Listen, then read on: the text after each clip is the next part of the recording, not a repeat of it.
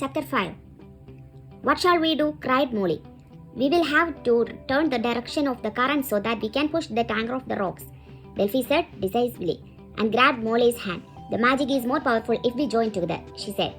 Hold your conch and concentrate. Molly did as she was taught, gripped her conch with her free hand, until pink, sparkly magic spiraled through her fingers. The power of the conch turned the current, Delphi cried out. Magic crackled from her shell too, but the old tanker didn't move again. She said to Molly, let's say it together. Molly held her conch, willing the magic to work with all her energy. By the power of the conch turned the current, the two mermaids shouted as one. The tanker scraped against the rocks a second time. The sound of metal on stone was dreadful. Molly could hardly bear to look. She was so sure that black sticky oil was about to come leaking from the tanker. The current has turned, but I just don't know if it is strong enough to move the tanker away. Delphi fretted. It's something else that could move it, Molly wondered aloud. She remembered how she would levered up the lid of the treasure chest with a mussel shell. Maybe if we could find something to push it along, I'm not sure what to. Delphi snapped her fingers suddenly, her eyes bright, a friendly way. She said, one of the humpbacks would help us, I'm sure. She put her forefinger and thumb into her mouth and blew a series of piercing whistles. Then she scanned the water hopefully. If any of the humpback whales are around, they should come to my call, she said. Molly couldn't help thinking about the scary killer whales she and Ella had encountered. She really hoped the humpback whales hadn't been recruited to the Dark Queen's army too. They certainly didn't need another red-eyed creature to attack them now, but Delphi put a hand to her ear. Listen, she said, they are coming. Can you hear them? Molly listened, and her fears were forgotten as she heard beautiful singing noises, mournful and melodies sweeping up to high notes and down to low moaning sounds. Is that really the whales? She asked in surprise. She had no idea whales could make such music. Delphi nodded. Lovely, isn't it? She said. Look, here they come now. It's a whole pot fantastic. Since Molly could see a group of grey, white and black specks that grew larger as they approached. She could make out their shapes now and their huge mottled flippers that sent them effortlessly through the water. The singing grew louder and the sound sent shivers down Molly's spine. I will never forget this, she thought to herself in wonder. Moments later, the pod of whales had reached the mermaids. It was quite something to have so many large creatures massing before you.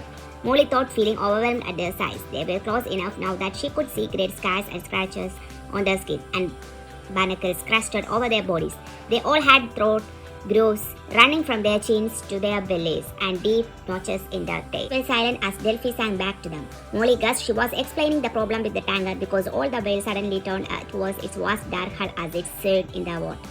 Then, when Delphi had finished her last note, the pod of whales moved as one of the tanker and pushed at it with their mighty heads.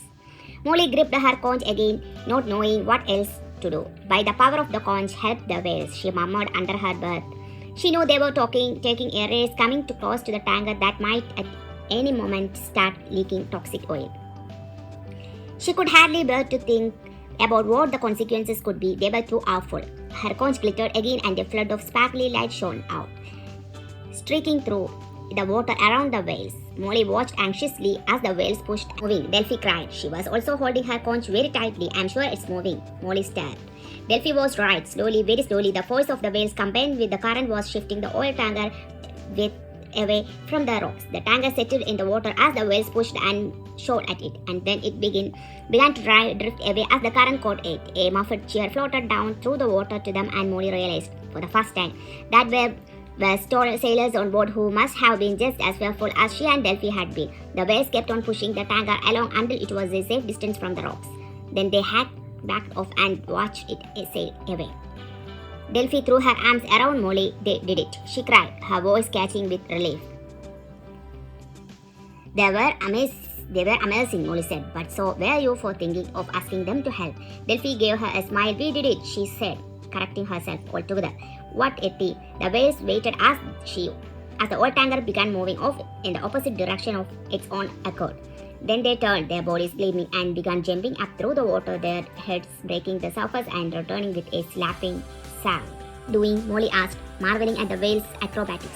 Delphi smiled. It's called breaching, she replied. They are playing. She sang out to them in the special whale language and waved. Thank you, she smiled. The whales waved their great long flippers back at the mermaids and swam away, some of them still making graceful breaching movements. which sent ripples of water in their wake. Molly heard their haunting singing start up again as they went. Good, old humpbacks, Delphi said fondly. Lovely creatures. She smiled at Molly. Have you got enough energy to swim with me to the undersea kingdom? She asked. We must tell the Mercure that we have found my conch, and that's safe from the Darkune, said, eager to visit the place where all the mermaids lived again. I would like to. Great, Delphi said. She slipped her conch into the pretty green bag she wore and looked confused for a moment as she poured something else out. It was one of the gold doubloons from this shipwreck. Oh, I would forgotten about this, she said. She pressed it into Molly's hand. Here, you should have it, she said, a souvenir from the pirate wreck. Molly stared in delight at the solid golden coin in her hand. Her fingers closed around it and she smiled gratefully at Delphi. Thank you, she said. This has been such an exciting adventure. Let's go and tell the Mercure all about it, Delphi said. Come on. Molly followed her friend through the water. It was so much easier to swim now that the storm had died down and the current wasn't so turbulent. I felt like no time before Molly could see the golden gates ahead, marking the entrance to the mermaid's kingdom. Delphi took a small golden key from a pocket in her bag and unlocked the gates, then ushered Molly inside.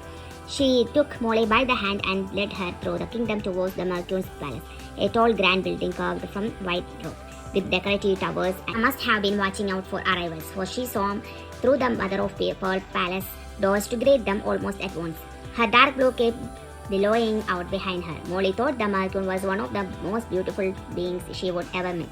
With her kindly eyes and her chestnut hair coiled so regally on her head, the Mercure was followed by her daughter, Princess Silva. Delphi's face was wreathed in smiles as she greeted them. We have got my pieces of the conch, she declared happily, taking it out of her green bag and holding it up in the air. Oh my dears, that's splendid news, Queen Luna cried, coming over and embracing first Delphi and then me. Over the Mercure's shoulder, Molly could see Princess Silva's face and was shocked to see the bitter twist of the young prince's mouth. Why wasn't Silva happy? The princess seemed to feel Molly's eyes upon her and started as she realized she was being observed, quickly putting on a fake smile. But Molly wasn't convinced. The smile didn't reach the princess's dark eyes. Something was wrong. End of chapter 5.